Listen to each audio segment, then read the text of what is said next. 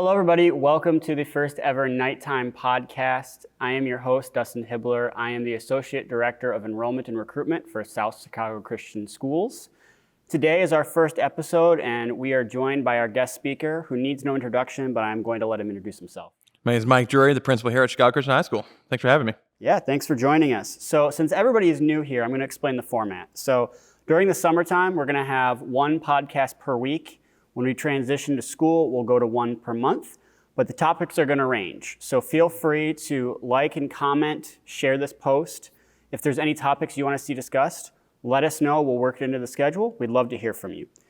So today we're going to talk about Chicago Christian High School in regards to academics and COVID. So our first topic is sanitation at the high school. Fun.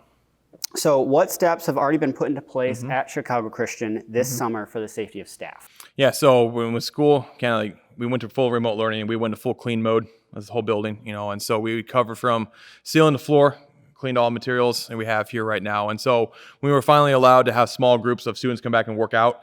We did in small group settings. We followed Illinois State Board of Education guidelines, doing all that. So we had masks going on. We cleaned everything after kids would come in.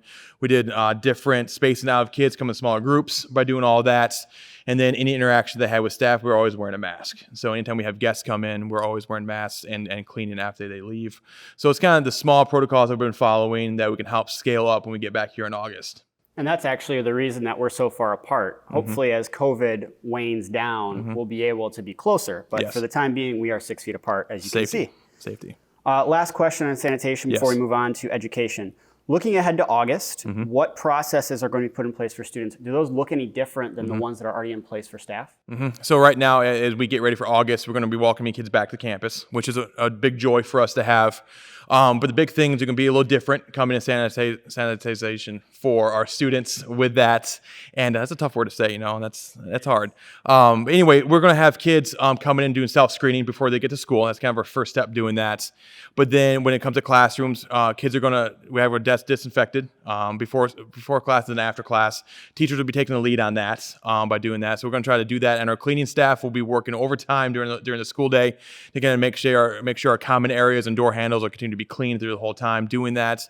And the state says we're going to be wearing masks in school, so we'll be doing that as well. So spacing kids out during lunches, kind of limiting our communal times as much as we can, but we know we want to have fellowship as best we can as well doing that. But safety is our first thing in mind with us, and we're going to make sure we follow those protocols put in place and make sure everyone's safe coming to school every day. Cool. All right, education. Yes. So what are families/students' options for sending their kids to CCHS this fall? So we thought a lot about this. It's been a long couple of weeks thinking about these plans because we've got a lot of different camps when it comes to this. We have the families who want their kids back full time every single day, and I'm right there with them.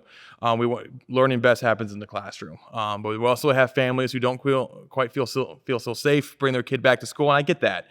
And because they got medical issues at home, they just don't feel safe with the current things that's going on in the world too.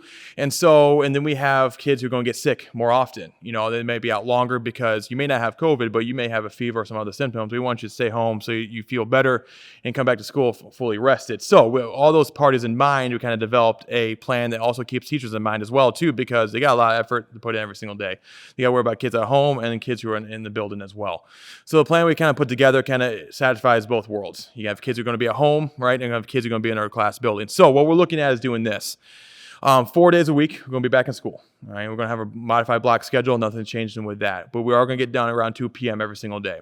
That means we're going to have slightly shorter classes by doing that. And then it allows those teachers in the afternoon a chance to work with kids who are online, post material online, get their bulletin board pages updated, work with kids who are at home and doing all that. So it gives them a little more breathing room to do that. Fridays, we're going to be a remote learning day. All right, so in our morning, we're going to follow a remote learning schedule with an emphasis with the kids who have been at home. They have a chance to Zoom with those teachers, but also kids who want that extra help too can Zoom with their teachers in the morning as well. In the afternoon is we're going to do office hours, club meetings, group meetings we have during the afternoon as well. So it kind of gives us a break. We have a little bit shorter day, so kids don't have to wear the mask all day long. Friday's off in remote learning, so you have another day where you have to wear a mask. So hopefully by doing that, kind of keeps all parties happy. We get kids back as best we can, and hopefully we can get through the fall here and we get ready for spring. We can be back to our normal schedule. Awesome. All right, so this next question is a little on the sad side. Okay. But if COVID continues, what does that mean in our current, we're at stage 4. What does that mean for academic events? And lo and behold, what happens if we go back to stage 3? Yeah, so a lot of our kind of major social events, major academic events we would normally have, we're going to postpone those events to the springtime, early, like late winter. That way we have a better chance of like getting through all this. We can actually have those community events come back. But if things do regress, come back, our plan does allow us to kind of revert back to remote learning because it's already in our mindset right off the bat. So we're able to be to pivot, if we need to, but we're kind of holding off on some of our major events, which is sad for right now. But for the safety and well-being of everyone involved, we can postpone and we kind of do those things in the springtime for us. Cool.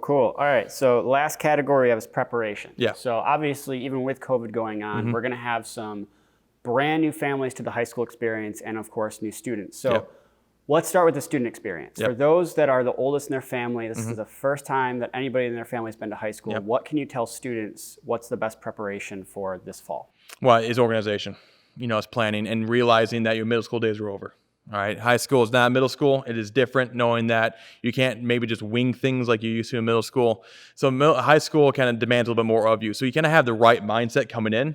It's going to be helpful. All right. So when you get in the first couple of days of school, you got to realize you have to advocate. You have to ask questions. We're here to support you. That's a joy of coming to a smaller school. You could actually have that support from your teachers and staff that's around you to get that done. Okay. And so knowing that and realizing that we're on the same side, we're going to help you out is a key to success. So kind of work on an organization, get that planner ready to go, get things lined up, and then be ready to ask questions when you get here. So pivoting a little bit to parents, if this is their first child either in a Christian high school or maybe this is their first child in high school period, what is your advice and preparation for the parents? Ask questions. It comes down to we're here to help. We're going to try to get as much information in your hands to kind of calm that transition for you because I know it's a scary thing. High school is a whole new world, especially as your first kid going through that. So, but we're here to do this. You come to a smaller school for that extra support, and so we're around. The staff, the faculty, the administration is here to answer any questions you may have. We're accessible. All right, so remember that. So any questions you may have, you don't be afraid to reach out to your child's teacher, get that information. But we're going to follow us on social media. Make sure you read those email blasts. Watch this podcast. Listen to this podcast. Things will help you out, gain that information so you are armed with more information so you feel less nervous when it comes to transition to high school. Awesome. Well, thank you so much for coming on the show. No problem. So just to recap for everybody, feel free to rewatch this. These are meant to be 5 to 10 minutes long because we're doing these weekly. When we transition to the school year and they're monthly, they'll be 10 to 15 minutes. So we packed a lot into roughly 10 minutes of content here. So recap, we talked about sanitation, what we're doing now, what we'll be doing in the fall. We talked about education and how middle school and high school are different. And we talked about preparation. You said that parents ask questions, and you said for students to organize. So next week, we will be having the athletic director on. He'll be talking about sports, both in the current state that we're in and hopefully in the fall, what it will look like. So again, thank you for coming on. And until next time, signing off, thanks for watching the KnightTime podcast.